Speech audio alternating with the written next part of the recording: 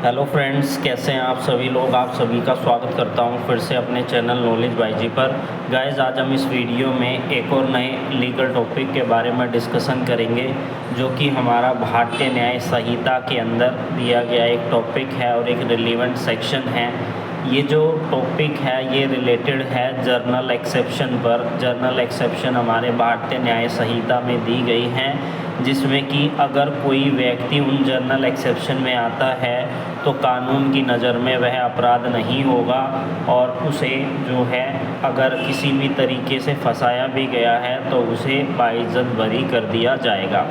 अब journal exception पर मैं पहले भी एक वीडियो अपलोड कर चुका हूं। अगर आपने उस वीडियो को नहीं देखा है तो उस वीडियो को ज़रूर देखिएगा। आज का जो हमारा रिलेवेंट सेक्शन है वो हमारा भारतीय न्याय संहिता 2023 का सेक्शन नंबर 16 है और आने वाली वीडियोस में हम भारतीय न्याय संहिता के आगे के जो सेक्शंस हैं उनको 1 बाय 1 कवर करेंगे। अगर आप एलएलबी के स्टूडेंट्स हैं और भारतीय न्याय संहिता को अच्छे से समझना चाहते हैं तो आप हमारे साथ जुड़कर इसकी हर एक सेक्शन को अच्छे से समझ सकते हैं। इसके अलावा अगर आपको किसी और टॉपिक पर कोई इन्फॉर्मेशन चाहिए तो आप कमेंट सेक्शन में कमेंट कर सकते हैं। तो ये सेक्शन क्या कहती है? ये सेक्शन कहती है कि अगर कोर्ट का कोई आदेश है या कोर्ट ने कोई जजमेंट पास कर दी, उस जजमेंट का पालन करते हुए कोई कार्य किया गया है तो ऐसे में वो अपराध नहीं होगा। यानी कि जब कोई भी व्यक्ति है, कोई अधिकारी है, कोई सरकारी कर्मचारी है और वो अदालत के आदेश या फिर फैसले का पालन करते हुए कोई कार्य करता है तो उस कार्य के लिए ये सामान्यता या जर्नल एक्सेप्शन के अंदर वो आ जाता है, जिसके खिलाफ आपराधिक कार्रवाई जो है नहीं चल सकती है या आपराधिक मुकदमा नहीं चलाया जा सकता, भले ही उस कार्य से किसी को नुकसान क्यों ना हुआ हो, क्योंकि वह काम कानून आदेश के पालन में किया गया है। यानी कि कानून का पालन करते हुए उस कार्य को किया गया है, इसलिए वो अपराध नहीं होगा और वो जर्नल एक्सेप्शन के अंदर आ जाता है। यानी कि यहाँ पर जानने के लिए ज़रूरी क्या है कि कानून का आदेश होना चाहिए और किसी व्यक्ति ने उस आदेश का पालन किया हो और उससे अलग अगर कोई कार्य करना है तो वो इस जर्नल एक्सेप्शन में नहीं होगा। अगर वो कानून का पालन कर रहा है और कानून ने उसे आदेश दिया है या कोई जजमेंट फैसला दिया है उसको आगे एग्जीक्यूट वो कर रहा है, तो ऐसे में भले ही किसी को नुकसान हो तो उसके लिए वो लायबल नहीं होगा। यह किस पर लागू हो सकता है? कोई पुलिस अधिकारी है, कोई सरकारी कर्मचारी है, जेल अधिकारी है या कोर्ट के आदेश का पालन करने वाला कोई भी व्यक्ति है। अब इसका हम एग्जाम्पल समझ लेते हैं। जैसे कि पुलिस के द्वारा कोई गिरफ्तारी की जाती है, यानी कि अदालत ने किसी व्यक्ति को गिरफ्तार करने के लिए उसके अगेंस्ट में गिरफ्तारी वारंट जारी किया।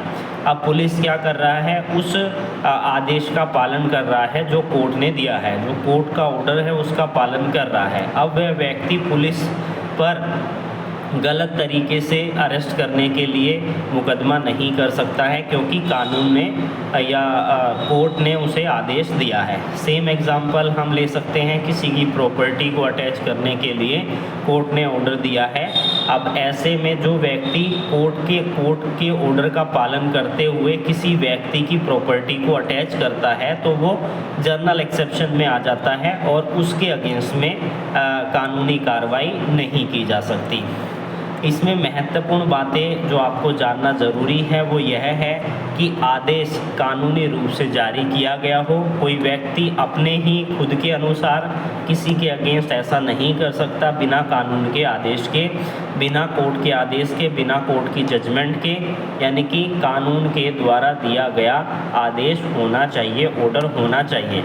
और जब वह कार्य कर रहा है उस समय पर वह प्रभाव में होना चाहिए। प्रभाव में यानी कि जो ऑर्डर दिया है किसी व्यक्ति को अरेस्ट करने के रिलेटेड है या किसी व्यक्ति की प्रॉपर्टी को अटैच करने से रिलेटेड है, वो उस समय पर प्रभावी होना चाहिए।